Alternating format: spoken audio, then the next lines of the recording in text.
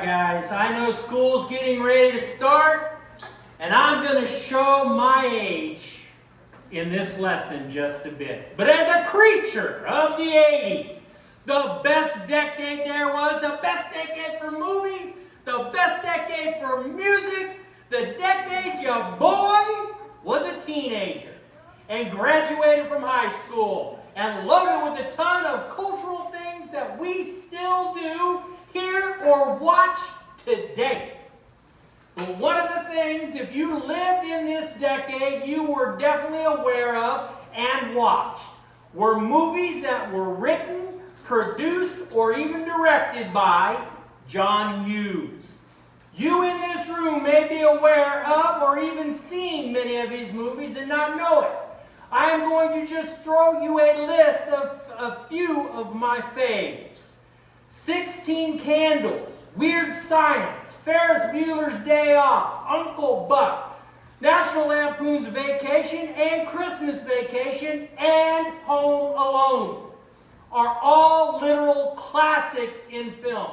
And in a lot of his movies, they dealt with teenage issues of the time. One of my favorite films from John Hughes was about a group of students who were given Saturday detention called the Breakfast Club.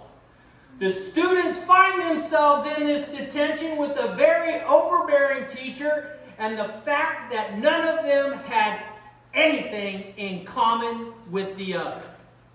Even those who ran in similar circles of friends still were not the ones that they hung out personally with. The movie has a lot of twists of humor as well as a movie does and is about teenagers. So know that there are parts where there is a lot of drama. And I don't mean like drama, I mean trauma. Each student talks about what got their detention. They talk about family dynamics and also their pains. And throughout the movie, we see that each is keenly aware of the circle of friends or cliques that they hang with. It also shows that each clique or friend group they hang with is viewed very differently by the other students and the group or clique they hang with. The athlete sees the brains as nerds, as well as targets for their pranks. The athlete in this, played by Emilio Estevez, gets detention because he took a friend of the brain, played by Anthony Michael Hall, and taped his buns together. And because the victim of this prank was so hairy and the tape they used, that when it ripped off the tape, it ripped off part of his skin. As each were to spend their Saturday sitting in the library, they were asked to write an essay about what they did wrong. In the movie, you never see them work on this. But you see these conversations that were hurtful towards each other, pitting each other against the other. Then at times went by, we could see that each other, after hearing their stories, started to have empathy for. Could sometimes see similarities in some of the problems in each other. And by the end of the movie, the students had literally formed a group of their own. But as the movie gets ready to end, we see the brain. The brain actually wrote the essay, a little paragraph.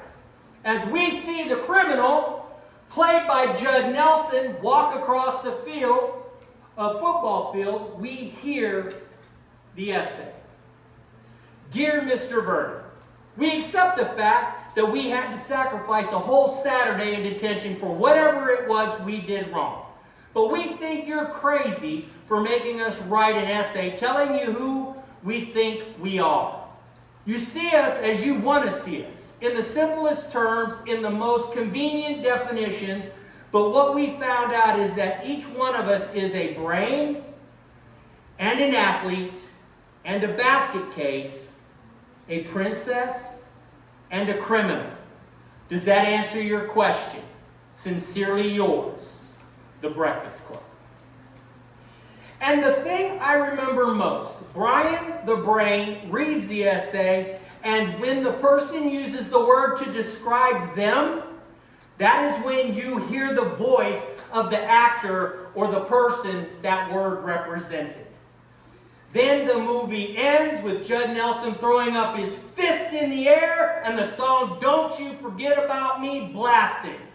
I don't know about you, but dude, chills all over. So why is this important? How is this relevant to God or following Jesus? Well, let me answer that by asking you this. When you sit here right now and you look across the room or even to the person right next to you, hey guys, I said look, not stare.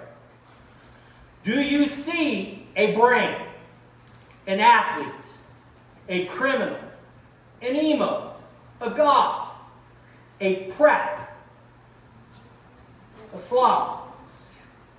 So many different titles. Maybe someone fits into even a few of these groups. Growing up, I did. As a matter of fact, in the Breakfast Club 5, the only group I was not a part of was the Princess group, which I look more at as kind of a preppy group. I was the anti-prepper. And I would never wear a shirt that had a little alligator on it to save my life.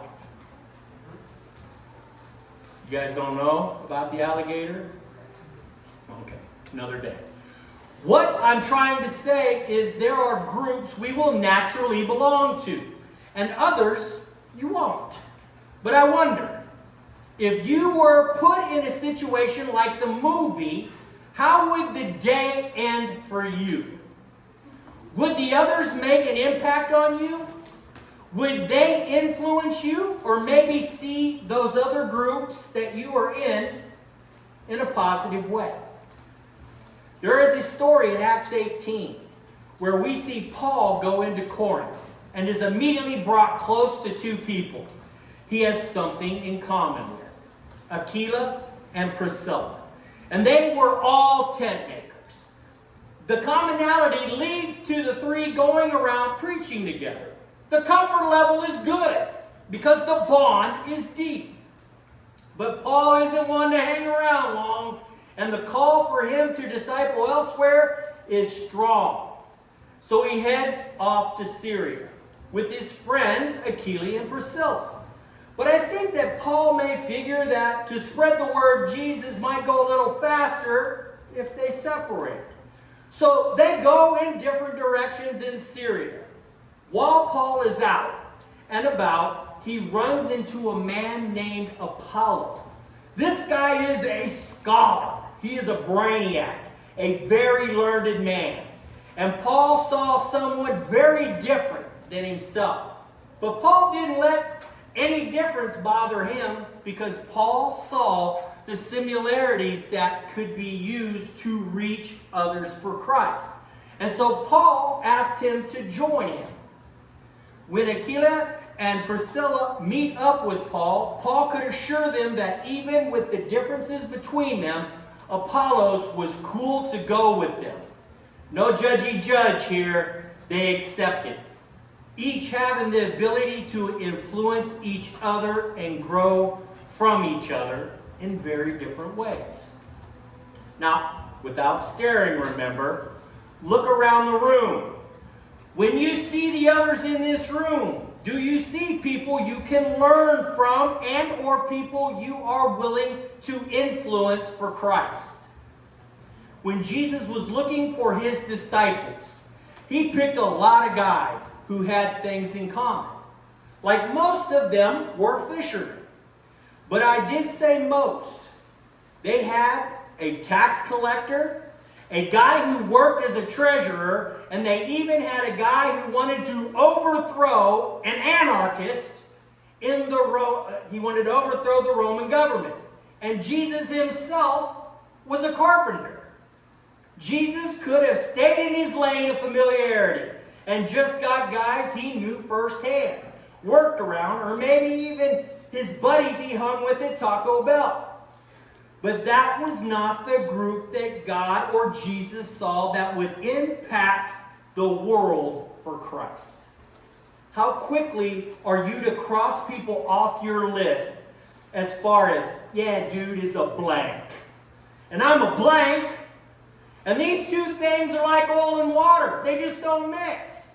No need for me to see the heart, understand the mind, or know the soul of this person.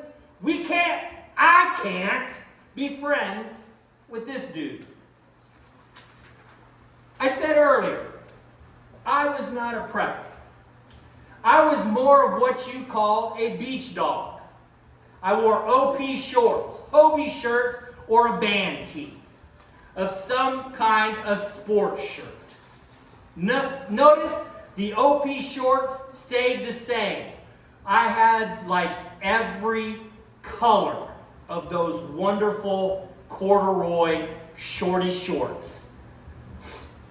It seems crazy, but as I'd gotten older and looking back on my old high school days, as this lesson really put into the nostalgia of the past, and I'll be honest, the social media app of Facebook, I see a lot of the John Hughes movie plots or themes that we live through. From teenage issues like social dynamics, relationships, class warfare, and just trying to get through those times with a sense of sanity. You guys are there. You know what I'm saying. Some self-respect and a way to move to the next stages of life. And as I look back, I would not be the same without the people that were a part of my life. I hope you in this room realize that sooner than I did in my life. These people in this room, look around. Don't stare. They have your best interest at heart and want you to succeed in life, liberty, and the pursuit of happiness. But more than that, they want you to succeed for eternity. When I look back on this, the verse Proverbs 12:26 pops into my head. The righteous choose their friends carefully, but the way of the wicked leads them astray. Because the friendships and relationships of my past have made me more of who I am today. Do you look at other people you don't normally associate with as the clique you won't be a part of? Or do you see the person who just may have some similar interests as you? How will you find out if you don't ever go up and talk to them? So I thought I would end this lesson in a very John Hughes, The Breakfast Club kind of way by writing my own short essay for the whole class. I got this. You ready? Here goes. Dear God, you don't ask us or force us to sit here in a basement. You do this because we desire to be here. But as I look around, not staring, I see people looking back at me, not staring. I hope I see people very different than me. Some older. Not really. Some much younger. Some with very different personalities than me. Some even go to different rival schools.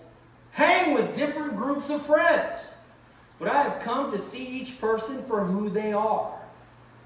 And when I look deeper into their hearts, I can see the athlete, the brand, the artist, the outcast, the princess, the musician, and even the criminal in me. Because that is exactly how you designed us all to be. Signed, the Godward Youth. P.S. Thank you for not forgetting about us.